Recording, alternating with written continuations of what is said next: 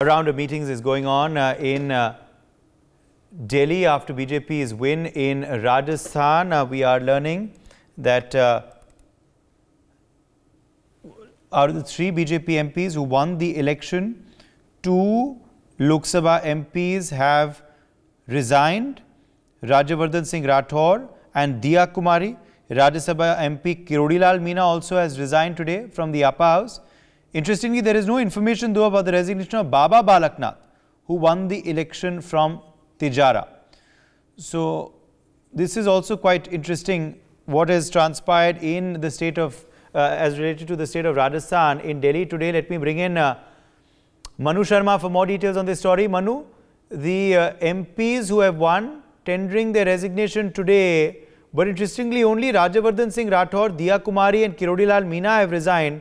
What about Baba Balaknath? Why is he not resigned in Delhi today, Manu? And also, interestingly, meetings also were held between these MPs who resigned and JP Nadda. I think they also met with the Prime Minister today.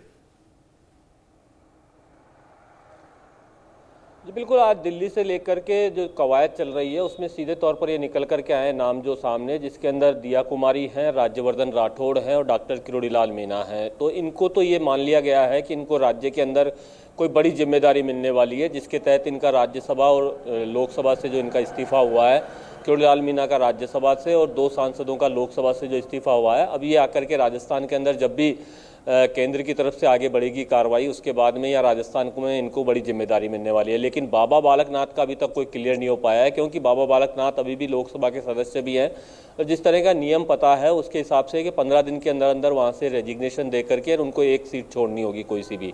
तो ऐसी स्थिति के अंदर साफ है कि अभी तक सांसद से इस्तीफा उनका नहीं लिया गया है, तो केंद्र ने अभी तक उनके ऊपर कोई फैसला नहीं किया है सीधे तौर पर। लेकिन अभी भी सीएम की रेस में मानकर चल रहे हैं, क्योंकि अभी सीएम का फेस का कोई फैसला आला कमान की तरफ से नहीं हो पाया है। यानी कि ऑब्जर्वर्स जयपुर आएंगे, उसके बाद में सभी विधायकों की राय लेंगे और उसके बाद में जो नाम निकल करके दिल्ली में तय होगा उसी के ऊपर अंतिम मोहर लगने वाली है।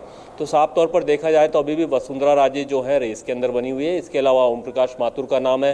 केंद्रीय मंत्रियों के नाम 3 चल रहे हैं, जिसके अंदर गजेंद्र सिंह शेखावत है, अर्जुन मेघवाल है, साथ में अश्वनी वैष्णव का नाम भी राजस्थान से जुड़ा हुआ है, क्योंकि अश्वनी वैष्णव सीधे पाली के रहने वाले हैं और यहाँ जयपुर के पास में जो सांबर जगह है वहाँ उनका ससुराल भी है लगातार, और उड़ीसा कैडर के आईएएस रहे हैं, लेकिन राजस्थान से जुड़े होने के कारण से और बीच में जो राजस्थान के अंदर सभाएं हुई उसके अंदर अश्वनी वैष्णव यहाँ करके संबोधित भी किया, तो उससे साफ तौर पर लग रहा है अभी दौड़ में बने हुए। इसके अलावा ओम प्रकाश माथुर एक नाम जो निकल करके आ रहा है।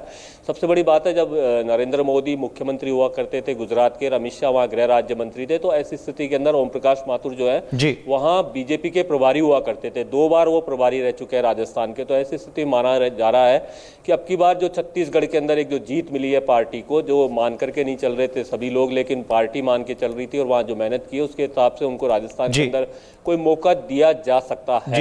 For more such videos, subscribe to the NewsX YouTube channel, hit the bell icon.